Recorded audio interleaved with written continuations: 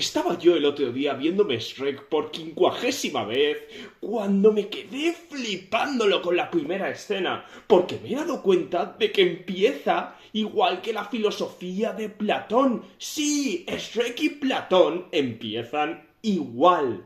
Así que, ¿qué mejor forma de entender a Shrek que con Platón? O mejor dicho, ¿qué mejor razón para leer a Platón que entender mejor a Shrek? Al fin y al cabo, si queremos entender las obras de nuestro siglo, debemos entender todos los siglos que han venido antes. No somos una unidad única en el tiempo, los del siglo XXI. Somos herederos de una tradición de textos de filosofía de grandes autores. Así que uníos a mí en este episodio de Filosofía.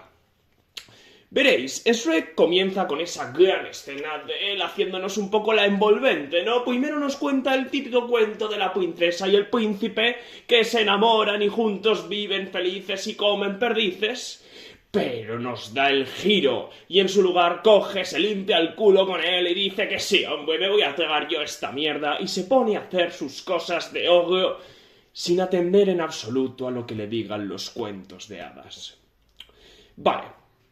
Para entender esto debemos fijarnos en lo que nos dice esto de sí, y voy yo y me lo trago. Pero ¿por qué te ibas a tragar nada? Eso que al fin y al cabo todos sabemos que los cuentos de hadas no son de verdad. Eso solo pasa en los cuentos de hadas, una frase que estamos cansados de oír.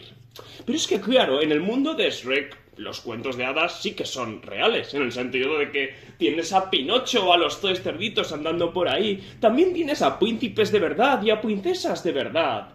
Ah, pero claro, de lo que se queja Shrek no es de que haya príncipes o princesas, sino de que hagan cosas de príncipes y princesas, de que se crean los cuentos, que se crean que para ser feliz necesitas encontrar a tu media naranja, y ser feliz y comer perdices, que necesitas encontrar el amor verdadero para vivir plenamente. Cuando él ya sabe cómo vivir plenamente, ya sabe que ahí no está la felicidad, que lo que ponen los cuentos son mentiras, que no son la buena vida, la verdadera realidad. Vale, pues este gesto es súper platónico. Porque Platón, si vas a la República, una de sus obras políticas más famosas, dice básicamente lo mismo. Solo que en vez de con los cuentos de hadas, con los mitos griegos. También se limpia el culo Platón con los mitos griegos. Si no, escuchad esta frase. Tanto más poéticos, menos deberán escucharlos los hombres y niños llamados a ser ciudadanos libres, y que deben temerle más a la esclavitud que a la muerte. Es decir, que los hombres y los niños, por favor, es que nadie va a pensar en los niños, no deben escuchar estos mitos que cantan los poetas. En el texto podemos ver cómo procede a censurar versos de Homero. Homero no el de los Simpsons, sino este autor de la Ilíada y la Odisea, bueno, de un montón de mitos griegos. Prohíbe incluso las flautas, en plan Platón, ¿qué te pasa con las flautas? ¿Estás fumado? Y también pide la expulsión de los poetas de la ciudad. Vale, aquí Platón nos está sonando un poco a un dictador malucho. Durante mucho tiempo muchos filósofos pensaron que es que Platón era un prototipo de el señor este del bigote, que no le caían bien, bueno, cierto tipo de... Es que no lo puedo decir porque me censuran en el vídeo, pero creo que sabéis a quién me refiero. La cosa es que Platón aquí no está siendo un mero dictador, censurando a los artistas, sino que en realidad lo que quiere es, como dice, liberar a los ciudadanos de el influjo de los poetas, que están prescribiendo sus vidas al milímetro. Les están impidiendo ser libres, les están impidiendo, como dice, temerle más a la esclavitud que a la muerte, porque están siendo esclavos de los poetas y lo están disfrutando. Vale, vamos a ver por qué es esto.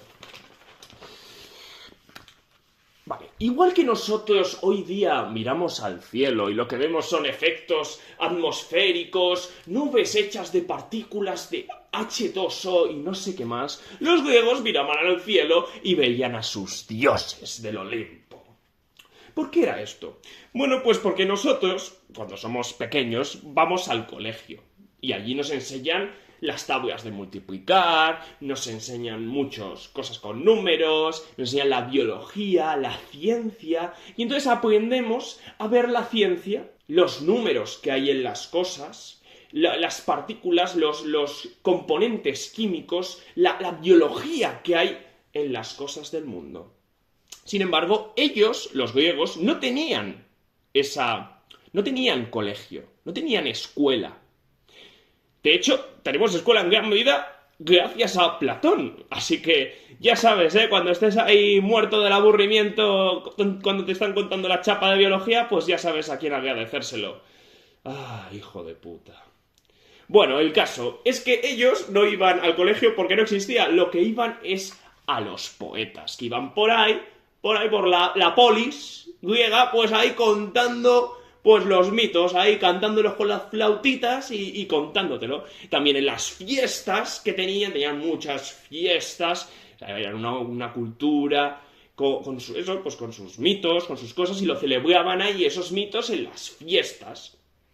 Y al escuchar a los poetas. Pues era básicamente, los poetas eran un poco como la abuela. La abuela, no sé si estoy así por el mundo, pero a mí mi abuela me solía contar cuentos, ¿sabes? De érase una vez, la hormiguita, tal. Pues esto es un poco la hormiguita que quería trabajar y la langosta que era muy mala porque quería descansar y tocar música. Bueno, pues es esto. Ellos pues iban al poeta como tú ibas a tu abuela que te contase un cuento. Pues iban a los poetas a que les contasen mitos. ¿Por qué? ¿Por qué era tan importante? ¿Por qué hacían tanto énfasis en las fiestas, en celebrar los mitos, para repetir mucho estos mitos, ¿no? Estas historias apasionantes de héroes eternos? Pues la cosa es que los griegos eran una cultura oral. Es decir, que no tenían escritura. Nosotros sí que tenemos escritura, entonces, bueno, en vez de oír una historia en la cual un héroe recorre diferentes cordilleras para acordarnos de las cordilleras de España o de donde sea, pues nosotros nos podemos apuntar la lista de cordilleras y ya está, y nos la aprendemos monótonamente, pero es que ellos no tenían escritura, así que todo el saber de los griegos, ya sabes, los ungüentos medicinales que tenían, la forma de herrar y atar a los caballos para que no se escapen, cómo cultivar ciertas cosas, qué cosas pueden comer, y en definitiva, sus ritos, sus costumbres, todo eso no lo podían escribir, tenía que estar todo en la memoria viva de cada ateniense o de cada griego. Entonces, para acordarse de su saber, tenían que meterlo en historias apasionantes. Y ya si le metes música y ritmo y verso, pues mejor que mejor, porque todos sabemos que nos acordamos de algo mejor si rima, aunque bueno, estos no conocían la rima todavía, eso es más un invento medieval, pero bueno, me entendéis, ¿no? Que te acuerdas mejor. ¿A quién no se le ha quedado alguna vez una canción de un anuncio o así muy pegadiza, pegada en la mente y no se la puede quitar de encima? O por ejemplo, las tablas de multiplicar, muchos de nosotros nos la hemos aprendido cantando 7 por 1 es 7, 7 por 2 14. Bueno, pues eso, pues porque si cantas las cosas se te queda mejor. Y sobre todo si las metes en historias apasionantes. Lo que decimos, hombre, yo me acuerdo mucho mejor de... ¿Quién no se acuerda mejor del lore del Señor de los Anillos que de la historia de España? Pues es por esto, porque nos gustan las historias apasionantes con héroes más grandes que la vida y no simplemente pues la lista monótona de eventos, hechos, acontecimientos, etiquetas de diferentes elementos geográficos, sedimentos, bueno, pues... o los componentes químicos de no sé qué mierda, pues no, pues nos gustan más por las historias, que nos cuenten cuentos. Nos gusta más a Shrek que leernos a Platón. ¿Para qué nos vamos a engañar? Si no, no estaríais viendo este vídeo, ¿verdad?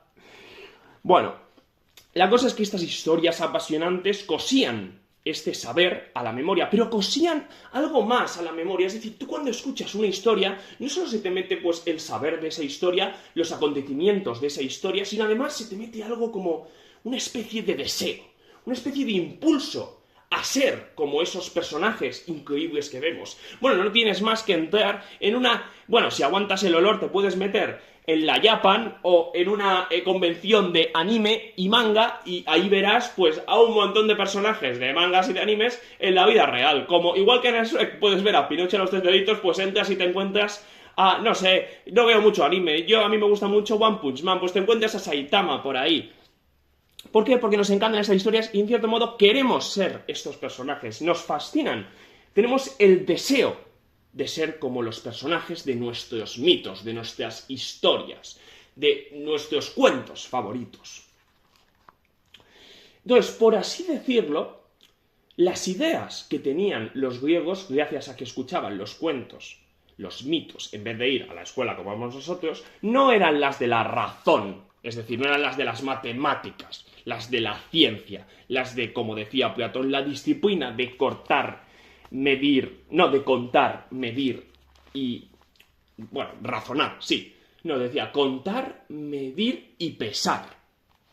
No eran las de esa disciplina, sino más bien, pues, las de los cuentos de hadas, las de los mitos griegos. Las de los cuentos, las de los mitos, entonces, claro, pues, igual se miraban al espejo y lo que veían era un Aquiles en potencia. Decía, yo algún día seré como Aquiles, iré a la guerra y conseguiré gloriosas, y batallaré en gloriosas batallas y me ganaré mi sitio en los mitos. Sí, porque también tenían la aspiración eso de que algún día los poetas, en vez de cantar el nombre de Aquiles o de Ulises o de Odiseo, pues cantasen su nombre. Y esa es su forma de alcanzar la eternidad.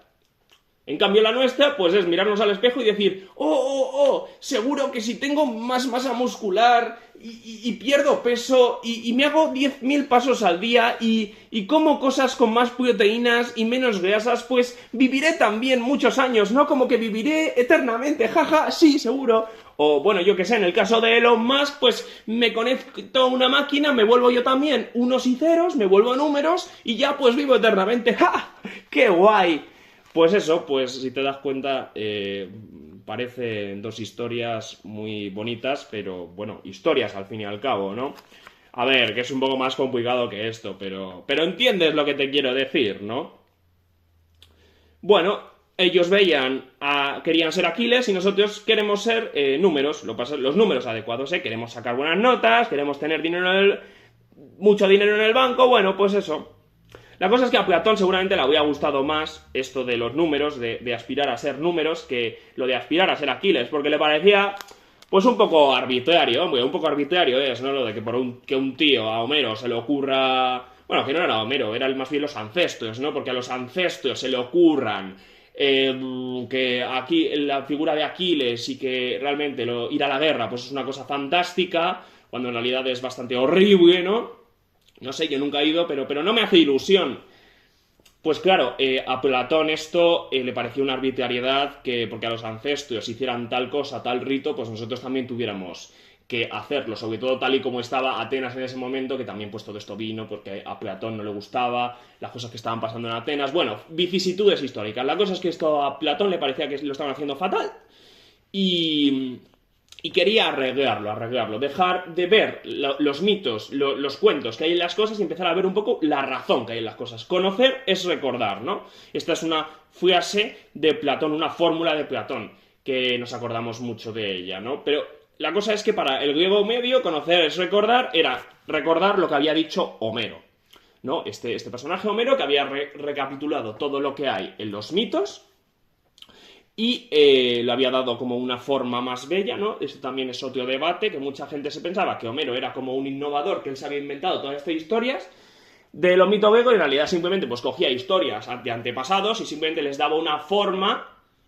un tanto mecánica de verso, les daba una forma de poema para que te acordases mejor de ella. Igual no era tanto creación original suya, sino nada más bien pues aplicar una serie de reglas del verso y del ritmo para que te acordases mejor de estas historias de los ancestros. O sea que tan original no era. La cosa es que en la antigua Grecia parece que todo giraba en torno a la mímesis, a copiar, a imitar lo que ponía en los versos, a aplicar una serie de reglas con tu persona y llegar a ser algún día Aquiles. Pues esto es lo que Shrek ve también en los cuentos de hadas, no, bueno, tú aplicas la regla de que vas simplemente, sigues los pasos, ¿no? Es como una receta, sigues el paso de tú vas al castillo, luego rescatas a la princesa, que luego esto se ve en la peli, que esto es muy inteligente por su parte, que luego Fiona realmente espera de esto de Shrek, que primero matas al dragón, luego la rescatas, luego el beso de amor y luego sois felices y coméis y así felicidad, ¿no? Pues él se niega a seguir estos pasos, esta receta tan mecánica. Él quiere hacer las cosas a su modo. Él quiere, igual que Platón, quería ver en las cosas lo que hay de números en ellas, lo que hay de razón en ellas, ¿no? Porque, por ejemplo, en la academia de Platón ponía la entrada que no entre aquí quien no sepa matemáticas. Pues eso, porque le parecía que eso se acercaba mucho más a la verdad de las cosas, a las cosas en sí, a las ideas de las cosas, que las obras de arte, que decía que era simplemente pues una copia de la copia, ¿no? Porque si decía que las cosas en sí eran lo verdadero y las cosas del mundo eran simplemente copias imperfectas porque cambiaban, estaban sometidas al tiempo, ¿no? Aquí vuelve el tema de la eternidad. Esta mesa, hoy es mesa pero mañana es leña o comida para las termitas. Entonces, claro, esto es lo que le molestaba a Platón. Él quería saber pues, lo que las cosas eran en sí, no las cosas sometidas al tiempo y al cambio. Entonces, claro, el arte solamente, los mitos, los poemas solamente mostraban lo que había en el mundo, no lo que había, no lo que eran las cosas en sí, sino lo que eran las apariencias de las cosas. Era una copia de la copia, era una apariencia de la apariencia. Entonces, esto le parecía que realmente la única forma de acceder a las cosas en sí era por medio de nuestra razón, de las cosas que ya sabemos solo por el hecho de ser seres racionales, de poder pensar, deducir, argumentar. Bueno, estas cosas. Bueno, pero no me voy a meter mucho en la filosofía de Platón, eso lo dejaré para otro vídeo, pero simplemente para que entendamos de dónde viene su motivación de eso del mundo de las ideas, de las cosas en sí, y no de las apariencias de las cosas. Bueno, pues eso, lo que eran las apariencias de las cosas era, en parte, pues lo que los cuentos y los mitos nos han dicho que son las cosas, y así que eso también le toca las narices. Eso es lo que básicamente impulsa la filosofía de Platón y lo que impulsa a Shrek. No le dan igual los cuentos, le da igual el cuento del príncipe y la princesa, él quiere vivir su vida tal y como él quiera, él quiere ser libre. Pues Platón también quería ser libre de los cuentos y de los mitos. Y quería que los ciudadanos griegos lo fueran también. Ahora bien, ¿cómo logramos esta libertad? ¿Cómo Shrek? ¿Cuál es la forma de libertad de Shrek? ¿Qué hace Shrek en vez de seguir los cuentos, no? Porque eso también es otro tema. Ya nos vale, ya, papá, me da igual lo que me digas, me da a tomar por culo, yo hago mi vida, vale. Pero ¿qué haces con tu vida? Ya que no tienes a un papi, a unos cuentos, a unos dioses que te digan lo que hacer, vale, ¿qué haces con tu vida? Pues Shrek y Platón van a tener respuestas muy, muy diferentes, de hecho, casi contrarias. Y vamos a ver por qué están en discrepancia respecto a este tema, y así vamos adentrándonos un poco más tanto en la peli de Shrek como en la filosofía de Platón. Pero de momento esto es todo por hoy. Muchas gracias y nos vemos en el siguiente episodio de Filosofía.